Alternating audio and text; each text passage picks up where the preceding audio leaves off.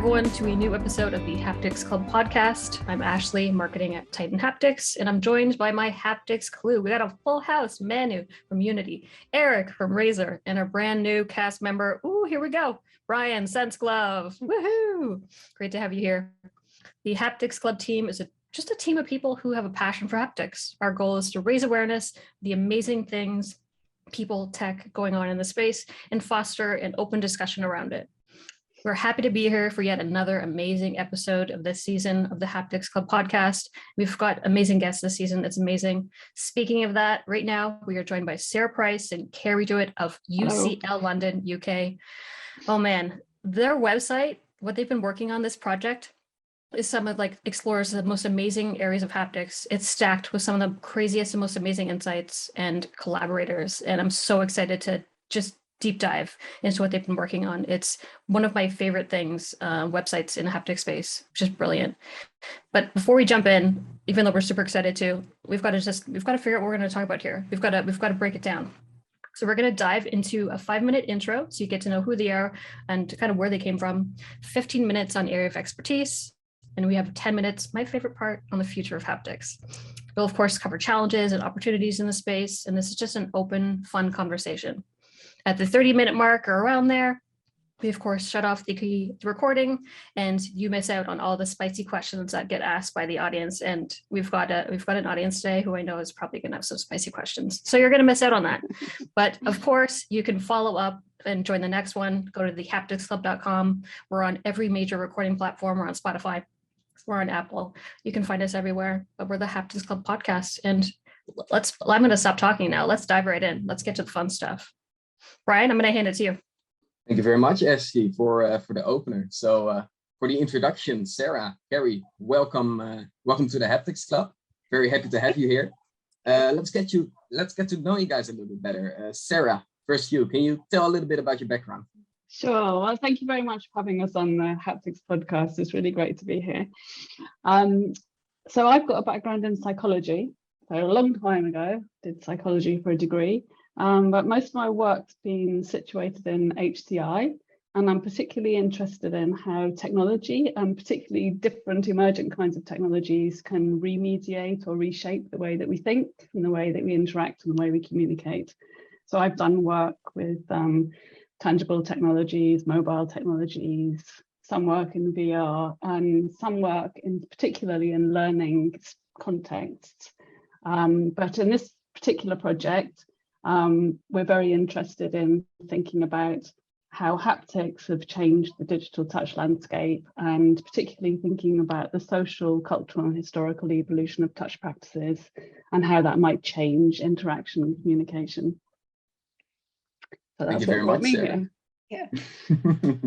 Awesome. Great background. Lovely to hear that you have such a diverse background in haptics itself. So Carey, on to you. Yeah. Can you tell us a little bit more about yourself and how you get into haptics? Okay, so I've been researching how people communicate for a long time, and because I was often working in areas around things people find difficult to talk about, like sex or sexual health, or just really kind of taboo subjects, that what I started to notice was really, words just fail us all the time, and that a lot of the ways that people communicate, especially when things are complex, is through their body language, through their gesture, their gaze, often talking in really kind of oblique metaphors. And so I came into kind of looking at communication and interaction in that way, and I started work with theories of multimodality, looking at all the complex ways that we communicate. And then I started doing that in a very kind of looking very much at how the digital remediates the way that we communicate, and kind of impacts on how we use our bodies, the ways in which we use the visual. So I've kind of worked a lot around visual communication and digital technologies, and a lot around multimodal technologies. And for me, touch became like this final frontier, both that it's really badly theorized within social science. So I'm a social researcher. I guess my training's in sociology and communication studies. So touch is very little talked about. There's really not very many methods in the social science for really researching it in any depth. So I wanted to kind of explore that area and try to develop some innovative methods as well that made sense of people's experiences. Thank you very much for the introduction, guys. Then let's go over to the expertise part. Eric. Oh, thanks a lot. Thanks, a wonderful intro and a wonderful background, and a bit different than our former speaker, and I love it because we can get a different take. So we love the InTouch project, right? So this is a bit of I've been interviewed also for InTouch, so it was wonderful, and this is like getting back the favor, right? Not joking. It's really, Carey, can you give us really a high-level outline of the motivation behind the InTouch project, and why did you, as a PI, I understand, started the InTouch project, and what was the starting question that motivated the kickstart of this activity? Yeah, so I guess what motivated me is that I've been looking at how people communicate maybe for about 15 years at that time. And I'd been working with Sara and with some other colleagues on a project called Midas, which was about looking at methodological innovation, where we brought together artists from and designers from different backgrounds, from fashion, from product design, and with social scientists working in different areas. And we tried to look at, with all of these researchers were looking at the body in a digital landscape, if you like. That's probably the easiest way to describe it. And what we wanted to understand was how social science researchers might learn from the artists, and how the artists might learn from the social science methods. So we're trying to bring these people together. And working with designers and fashion and material science people, we kind of really, I started to really think about materiality, which has always been a part of mine and Sara's work in different kinds of ways, but it started to become really big because it's very big for them. And also started to kind of think about the role of touch in a lot of the practices that our artistic colleagues were engaged with. And I started to realize that I didn't really know how to think about it very well. So I wanted to kind of develop my understanding of that space, and I found it really fascinating. So a big part of the kind of motivation for the project was feeling like it's something that's really important to all of us, you know, in lots of different ways, but that it's very unexplored methodologically. And I wanted to work with Sara and our other colleagues on the team to bring together artistic methods and design methods, along with my methodological toolbox around multimodal communication, together with Sara's, to really understand how modes of communication interact with the sensory and interact with the kind of touch, because it was really something I hadn't looked at properly. But also at the same time, through Sara and our colleagues, I was having a lot of contact with people making haptic devices and this kind of landscape that you guys are, and a lot of your listeners are really embedded in. And I felt like, oh my God, there's this like really amazing world going on, but there's no social science in it, or very little. And that's a bit dangerous, I think. And so what I felt was a lot of social researchers would wait until something had been developed and then go, you know, I'm not sure about that. You know, that's maybe not very ethical, or maybe like they haven't considered these social questions.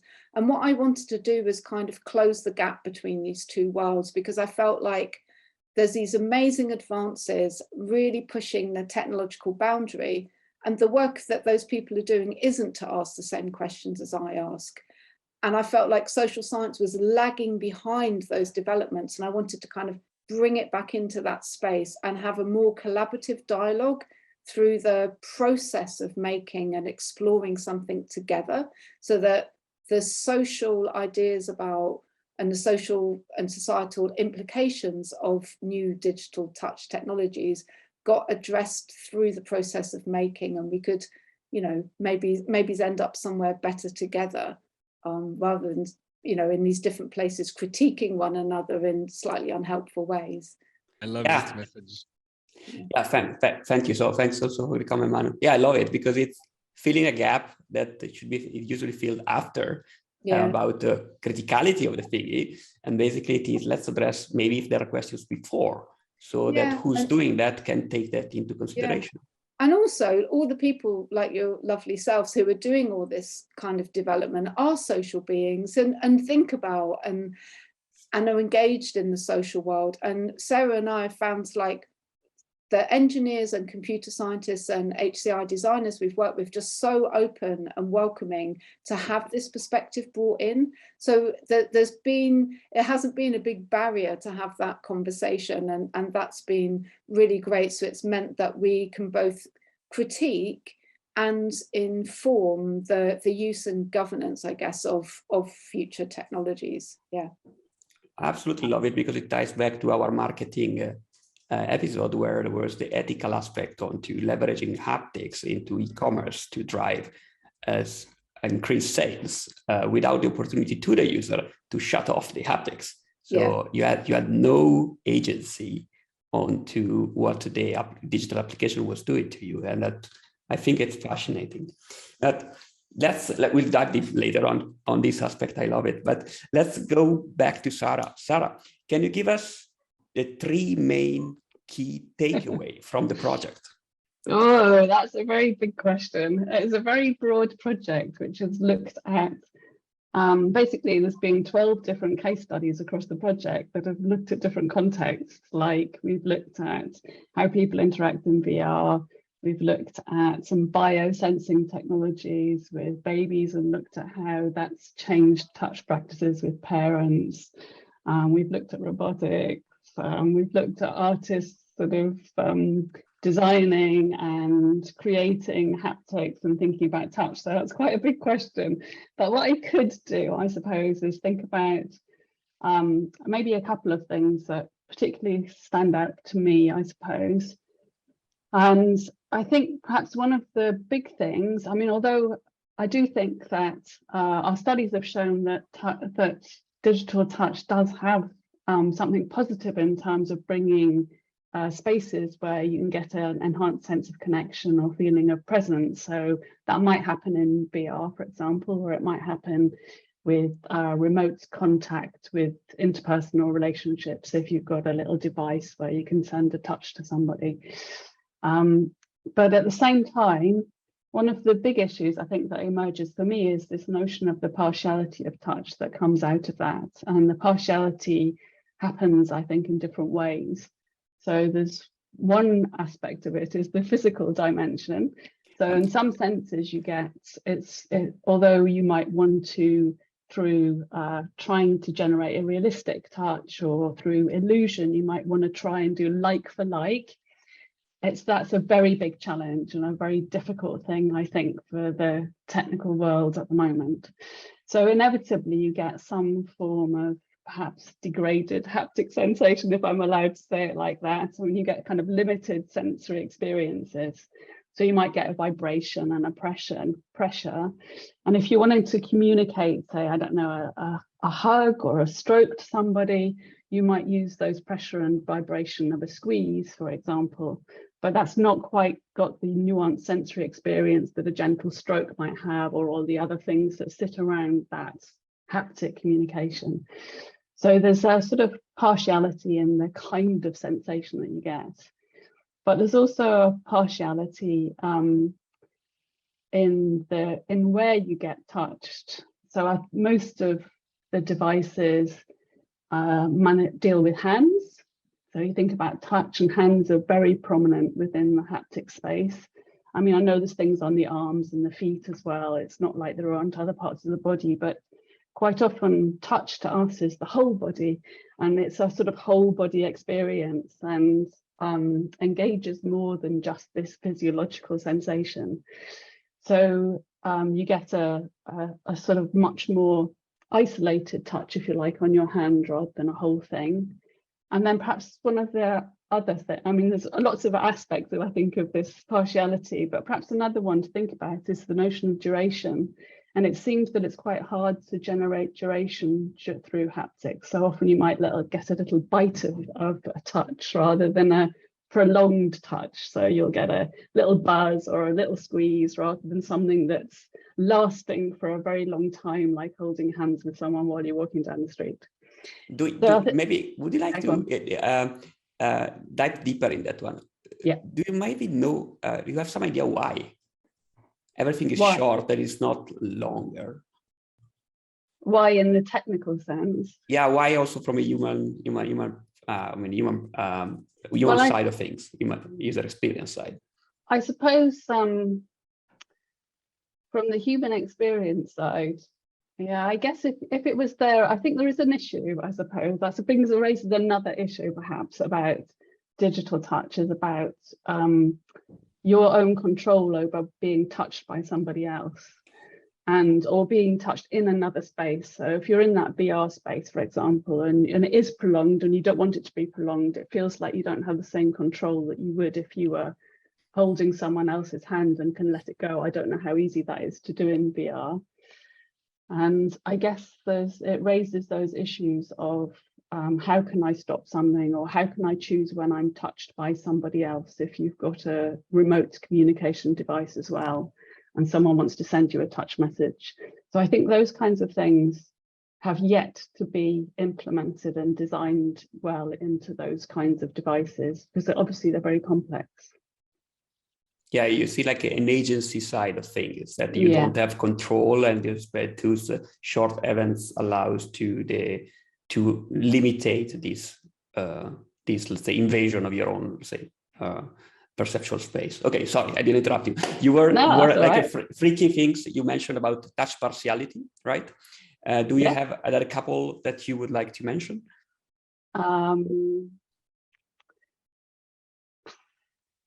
Let me see. So one of the other things I think that's probably quite interesting is thinking about people's expectations of touch and how that does or doesn't map into the haptic space.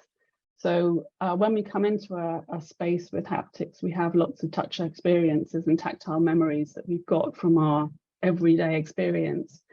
And I think that we've noticed this, especially in VR, is that the expectations of touch aren't always there. So in VR, for example, we looked at two different spaces. One was a museum space where people could pick up objects and touch them and turn them around and look at them.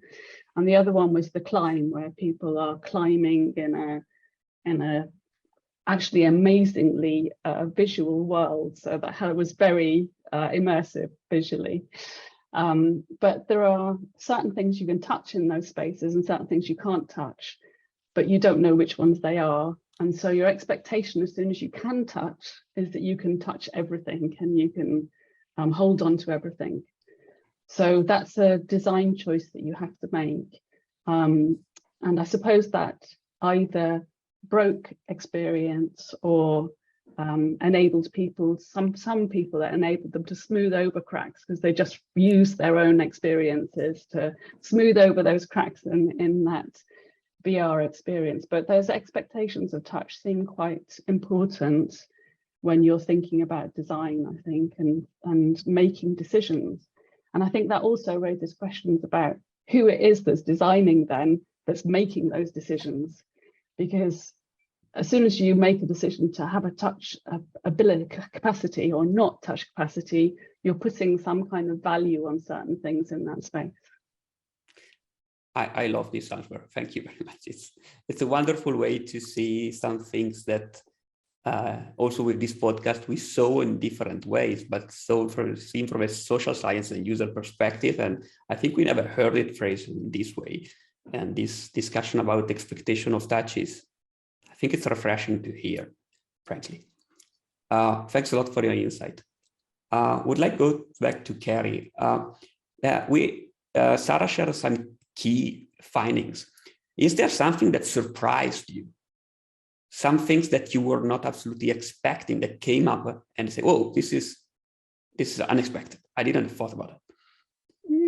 Quite a lot of what we found was unexpected. One thing that I suppose was unexpected was for me was how much people are open to the idea of digital touch. I mean, it's not a complete openness. I mean, there's lots of concerns about, as there are with any new technology, so it's not particular to touch, you know, like around privacy and security and ownership, but the kind of openness of the public, I suppose, of people to kind of consider where digital touch technologies might fit into their communicative worlds, and you know, and how playful people were about those ideas. So I guess one thing that we've kind of been looking at is the different discourses that people have around touch, like across like the public, the industry discourses and the popular media. And I guess COVID was a big surprise to everybody, except the people who've been predicting it for the pandemic for the last probably 20 years. But so that kind of process of going into lockdown was, I think, really heightened that people's, I suppose, interest in touch and interest in digital touch technology. So we certainly got more calls from the media in that period than prior to it. But we kind of did or one of our colleagues, Kirsten Leader-Mackley, did a analysis of discourses in the media. And we also were tracking discourses of touch, so kind of narratives and how people talk about that through all of our case studies. So touch is clearly, like, you know, considered to be very natural, to be very beneficial for all our well-being, and that was really foregrounded during the pandemic and lockdown. But also how key it is to our identities and subjectivities, and that was something that came through actually all of our case studies, including like touch in the workplace, how bringing tactile robots into a workspace would change how a worker on in a factory's like relationship to what they were doing and relationship to the technology itself. But also the extent to which, I suppose, is, I don't know if it's surprising, but the extent to which digital technology is seen as partly to blame for this current kind of crisis in human touch, which is a big discourse going on. At the same time as touch is seen to kind of be really central to how we connect, and this really special, very human thing that we do. And so there's this idea that the digital is kind of welcome into it, but it's also pushed out of it. It's this idea that, you know, the digital should just leave touch alone, but also this idea that, oh, maybe it can bring us all closer. So there's loads of ambiguities and contradictions in the landscape of touch and digital touch. This idea that, you know, that also that digital touch is very strange, that while all touches increasingly, certainly in the Western world, seem to be risky and dangerous, that somehow digital touch is even worse, like even more risky, even more dangerous. But at the same time, this idea that although digital touch is kind of pretty constantly positioned as second best, still this idea that it will do, sometimes it will do, sometimes it's enough, and that it's exciting and that it's new. And so I think this space that Sarah's talking about, and that's also, I know, come up in some of your other podcasts, is this idea that do we have to keep replicating like physical, like analog touch, if you like, in the digital worlds? And I think that's quite an exciting space. And some of the prototype ideas that people came up with in our workshops and our research workshops were kind of very interesting, actually, pushing at the boundaries of touch. So I suppose maybe the most surprising thing ultimately is that we think, and we may well be very wrong, that all of this kind of swirling landscape of digital touch is actually already transforming, or has transformed what counts as touch. So this idea that touch is this direct human to human, skin to skin kind of active like process, that feels relatively old fashioned now, relatively limited. And so this idea that actually we can think about touch more as like an extension that you can think about. We've always thought about direct touch, interoception, internal touch, proximal touch, and, you know, in the sense of broader environmental touch. But those things coming into play in the digital landscape and the ways in which we as users of that technology have to engage with our memories and prior experiences of touch and lay them over this kind of gappy digital world, that's really changing quite fundamentally what we think will come to count as touch. And then you can have like this big argument, well, is that a problem? Like, is it? However, I want to ask you a thing. So I love what you're saying. And I ask you, how much can we draw a parallel of this process of what happened with video and audio in the past? Yeah. Where people were saying, look, a meeting has to be face-to-face and a video calls doesn't cut it because for whatever reason. And just we got used to that. And for now is more about, okay, I don't have to move from home. I love this. I don't have to go and meet you. So how much of this kind of normalization process can we impute to the fact that it's a similar, let's say, similarity with video and audio, where simulation gets really well. Yeah. Whereas our touch is not really a simulative yet with the haptics technology. Yeah. I mean, I think it's interesting to think, you know, obviously all technologies, including the biro, you know, like cause complete mayhem and panic, like when they first come into our worlds, and, you know, demise of handwriting, you know, like, but I think then the question becomes, like, for me, there's thinking, well, what's particular to touch is, so a lot of the ethical debates and the debates about security and ownership and these kind of things, like, yes, it's just a new technology enters our technoscape, we absorb it, and after some time of people adopting it and it being domesticated, we come to kind of have particular expectations, norms and conventions about how we use it. So you could just kind of say, well, you know, that's inevitably going to happen with touch. So the question is touch different?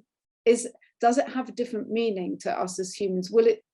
Because when, I suppose, visual technologies like moved into like the technosphere in a different kind of way, and that, I think that's interesting because we can look at how images or photographs or visual media kind of get used to communicate in very, very different ways than they did, say, like 20 years ago.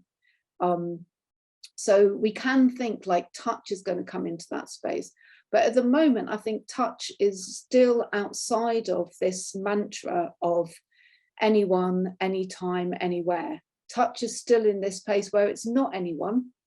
It's definitely not anywhere. It's still in this relatively private, relatively intimate, relatively domestic space. And it's not any time. It's still kind of special. So I don't know if it's just going to kind of get flattened into the same place it has in our other kind of aspects of the communicational landscape. I kind of think it might not, because I think touch, although we hardly ever talk about it, and we have such a limited vocabulary for describing our touch experiences, and we're so in general bad at recalling touch experiences, I think because it has this very deep experience for humans, I think it will retain some of its specialness, some of its intimacy. In a way, I hope it does anyway. I think it's a bit different. Yeah. Just need to wait a couple of generations of people used to technology and see what's happened. Yeah, but I think that, I mean, big question is like, what will it mean? What will this change in the digital landscape mean for, you know, obviously we don't live in a digital world or an analog world, you know, so how are these going to wash back and overlap with one another? How will something Sarah and me were talking about this morning, so chip in, Sarah, you know, like how, when, you know, if we get into this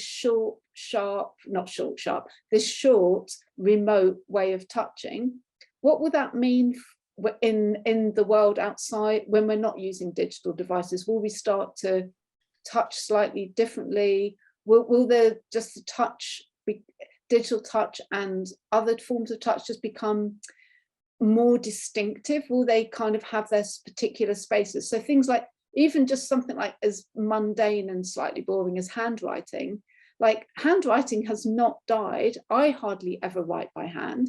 My children more or less never write by hand, but there are spaces in all of our worlds where handwriting still has like significance, and we do it. And there's kind of places that these particular ways of communicating migrate to, so they just get reconfigured. So I think the reconfiguration of touch is something we kind of want to understand, like where's the digital going to be, where won't it ever be? I mean, obviously it's already in sexual relationships, and it's already like in, you know, military warfare, you know, they're always the first to you know, commercialize anything. So, but yeah, it'd be interesting to see what happens. You know, someone in the audience was saying, I think the chat just said something about needing more vocabulary. So it reminds me of that, in that if we're changing the kind of touch that we've got, like we're thinking about these small bites that start off by being the, I don't know, a signifier of a hug, for example, but it's actually not a hug. So it is still a touch communication, but it's not a hug anymore, it's something else. So we still have a hug in our physical space, and then in our remote space, it's not a hug, it's something else, but it's not just a press either. But we just don't have the vocabulary for that new hug. And so I think it does sort of generate some new forms of touching, if you like, that we just don't know how to talk about yet. That's wonderful. Thanks a lot for this insight. So before moving on to the future of haptics, I have one last question for you, Sara. We talk about takeaways, we talk about surprising things, talk about the evolution of human perception that you anticipated one of the questions that we actually prepare. And the other one is, what was the most challenging? All along the project, what was the most challenging aspect of it? I think probably what Carey started talking about very early on in the podcast is about methodology. I would say that methods for trying to understand the social aspects of touch is quite challenging. And I think that, you know, we've worked quite hard to bring together different forms of methods from social science, arts, ethnography, HCI. I mean, we've done different kinds of studies, but still trying to get people to talk about touch, to engage and get insights into how they're perceiving touch, I think, through the studies is probably one of the challenging aspects. And I think perhaps for me, one of the most successful things was our socio-technical imaginary workshops that we did, where we were getting people to imagine things. And I think then people start talking a little bit more because they're having to imagine and create. But yeah, I would say that methodologically trying to get people to think and reflect on their touch experiences with digital and non-digital is quite challenging. I don't know, Carey, you might find something different challenging. I think, like Alex is saying in the chat, like because people don't have a way to really we have got such a limited vocabulary that even when we were working with designers, like trying to get them to think through to touch and working with touch, it was very also just trying to get out of the visual, getting people out of thinking about the visual to think about touch. So touch kind of would get translated into some kind of visualization of something, or an app, but endless apps and Fitbits. Do you know what I mean? So getting people to kind of think beyond their current experience of touch is obviously quite difficult. But working with artists, we came out with some quite kind of unusual ways of attuning people to touch by kind of really honing on people's, like on rituals of touch. And we worked with the digital performance artist Marluka van der Vloek to create a kind of an environment to explore touch in, and then having got people to kind of really play around with what touch could and couldn't be for them, then we kind of would introduce the idea of digital touch and get people to think about that. So I think it's just a bit of a process to get people really thinking through touch. And we also did things like working with colleagues in an HCI lab focused on interactive skin. We used some methods around getting them to kind of think forward, imagining they were 50 years in the future and that their technology was now ubiquitous. And using a method developed by Anna Reno at Bristol, we then kind of got them to work backwards as to how they'd got there, and then kind of started to bring in lots of social problems that could arise in that space to kind of create different futures. So I think trying to bring the social into a space where people haven't got a language for thinking about it was probably the biggest challenge. But I think artistic work and turning to design methods was really helpful in moving us forward in that way. Oh, it's incredible. I mean, we could talk for 5 hours more, but I really would love Manu to jump in now for the future. We talk about what you did. Right now, we will talk about what you think will happen. And I leave the future to Manu. Thank you, Eric. This is my favorite part. That's not for nothing that I took it today. We get to think about the future together. So I wanted to ask first, Sara, will true haptics telepresence ever be possible? Ooh. What's true haptic telepresence? Well, let's say by your definition of it, let's say the way I would describe it is being able to right now give you a high five through the screen. Let's try it. Put your hands on the camera. Do you feel something? No? No. So I think not there yet. I think that it would be possible to do that to the screen. Yeah, so I do think that that's possible. In terms of a more immersive telepresence, so I'm not a technical person. I'm a social person, social science person. So I'm don't really know enough about the technology, but I don't see why it wouldn't be possible through different devices to be able to send haptic signals. If I was I don't know, I think of telepresence context of like, I don't know, training medics, if you like, to do surgery. Mm-hmm. So I can see that you could send something through a device that someone else is using at a distance and being able to feel that and having those kinds of haptic presence. Yes. Thank you.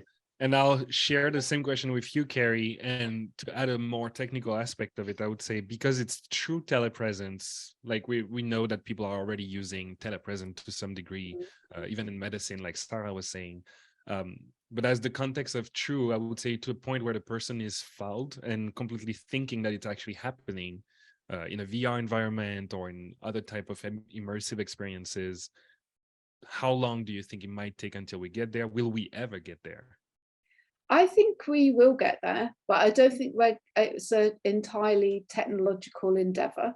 I think it's this kind of shift in social understanding of what it means to be touched and how much that's a physical thing and how much that's an emotional thing. I think that kind of, at the moment, I think when we think about telepresence and real true touch and everything, we think of it as this physiological sensation. But I think the work that me and Sara and our team have been doing shows that actually touch is much more complex than that. You can have a sense, like a real physical sense of being touched when no one's touching you. So you can do that now, like you can have a sense of somebody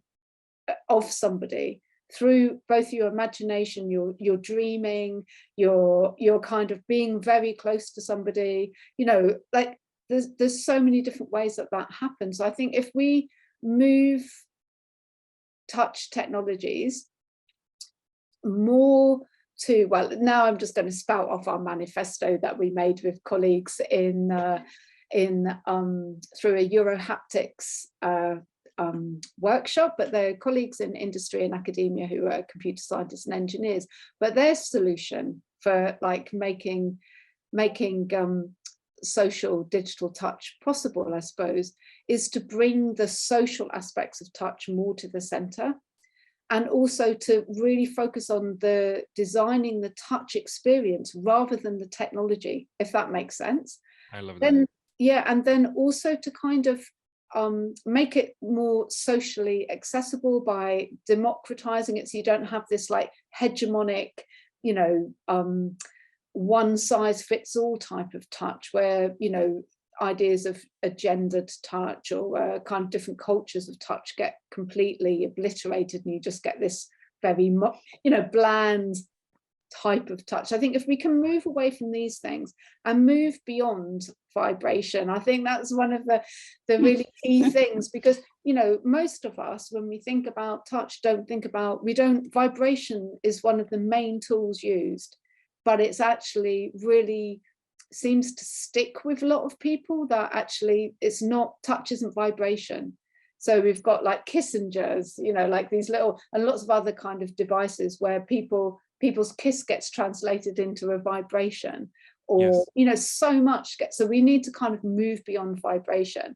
And there's also texture, there's temperature, there's so yeah, much. exactly. But and temperature is very emotional. So, but also to really understand, which is why I think mine and Sarah and our team's work's really useful, is to understand what's meaningful to people, what's a meaningful touch, what is touch, you know, to people, and how do they make meaning with actually really quite crude like technologies. So I think, you know, it's understanding that landscape and managing expectations.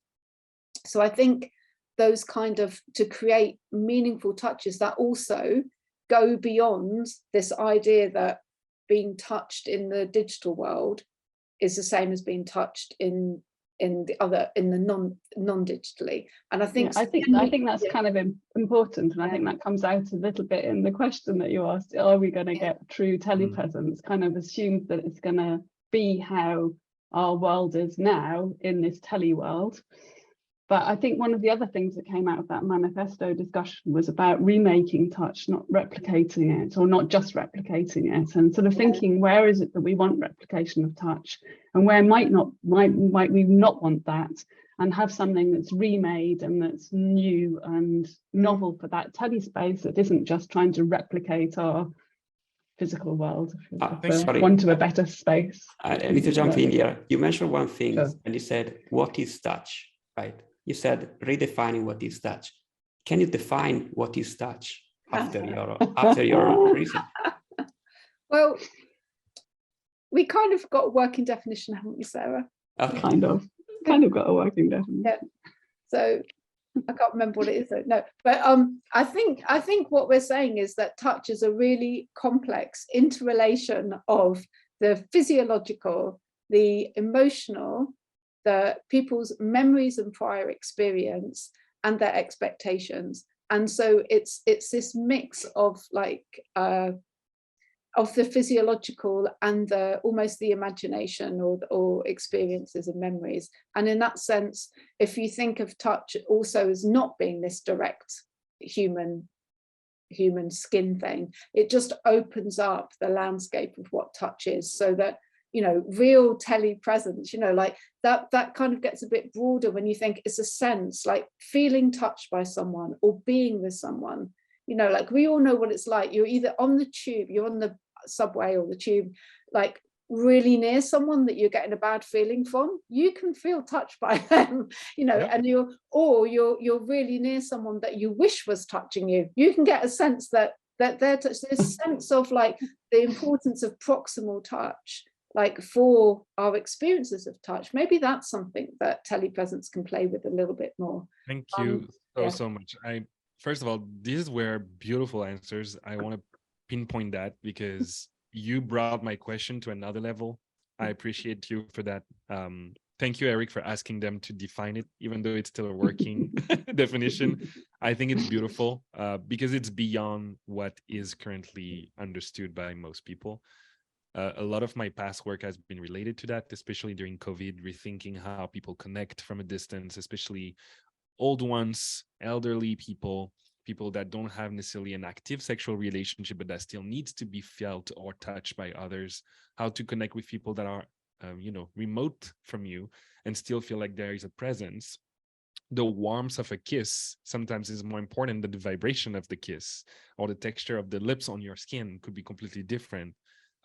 And then everything you said about imagination, I remember going to San Francisco and doing the experience where you don't see one of your hand and then they tap you on the left one and then eventually don't tap you and you're like, no, I'm sure you did. Well, no, that was your brain. And I would request anyone listening to the podcast to try this because it's fantastic. And that makes you think about, indeed, the future of digital touch doesn't have to be real touch. It should be augmented touch, and augmented in all of these senses more than what we think. So thank you for this. Very, very beautiful answer. I'll move to the next question. So Carey, back to you.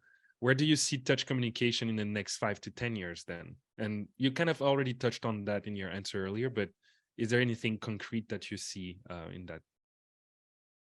No, I mean, I think probably all the stuff that is being made now, which a lot of it is very, so prototype and unstable. I think it take 5 years for that to get out into the world.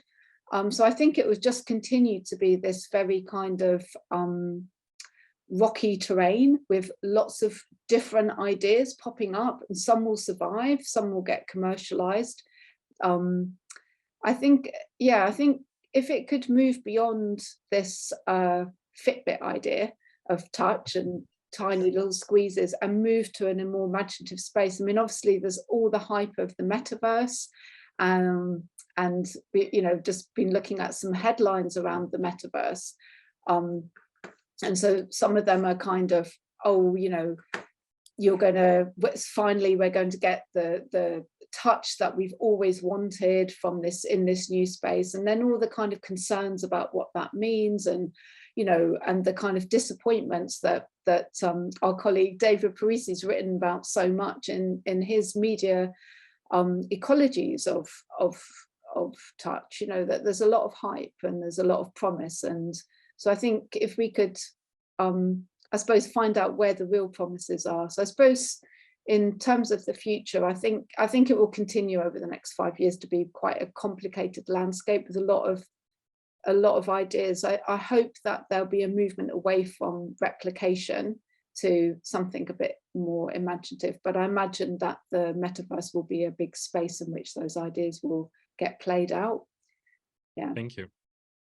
Sara, now, do you have any advice for hardware or UX designers like me and Brian that are pioneering virtual reality? Yeah, I've got one bit of advice. Read our manifesto. Let's go. Sorry. Love it. It just feels like it actually has quite a lot of things, I think, for designers that I think that we feel that has, although it emerged out of a workshop with lots of other people, it really is representative of the things that have come out of our project. Where can we find this manifesto? Yeah. It's. I've got. Do you want me to put the link in there? Yeah. Oh, hang on. We'll add it to the episode if you share the link so people can check it out. Will. Yeah. Awesome. Any closing thoughts from both of you or one of you? I think just that it's still a very exciting area. But I think that my closing thought is that social researchers, if there's anyone listening, should talk to and work with developers and designers much more from the get-go, and stop standing to the side, and be critical from within. I think is a really exciting place to be, and I think just how open the space is to listen to that is really. Yeah, I was just going to follow up with that. I think our experience has been that it is an interdisciplinary space, and everybody is open for it to be quite interdisciplinary, because and it's great. It's been really positive for us, hasn't it? I love that. Thank you so much. So on that note, we're reaching out to the Q&A part, which will not be recorded. So I'll let Ashley give us our outro. Awesome. What is awesome about today's episode is I saw so many aha faces, which is something you don't typically see unless someone's playing with haptics or testing out haptics. So I love that so much. And then this is the one episode I feel like a bad guy for closing it out. It's like I'm doing something bad here by, shutting down this conversation. So I'll be the bad guy. But we do have the Q&A section, so feel free to join in, put your questions in the channel. But before we do, I just want to thank our sponsor. Haptics Industry Forum is bringing together people across the industry to create standards and kind of open up the floor for collaboration. So thanks to them for sponsoring the Haptics Club podcast. You can check them out at hapticsif.org. They help keep us caffeinated, they help keep the lights on, and we're grateful for the opportunity to continue this podcast through season 3 and beyond, as the Star Wars nerds say, Star Trek nerds say.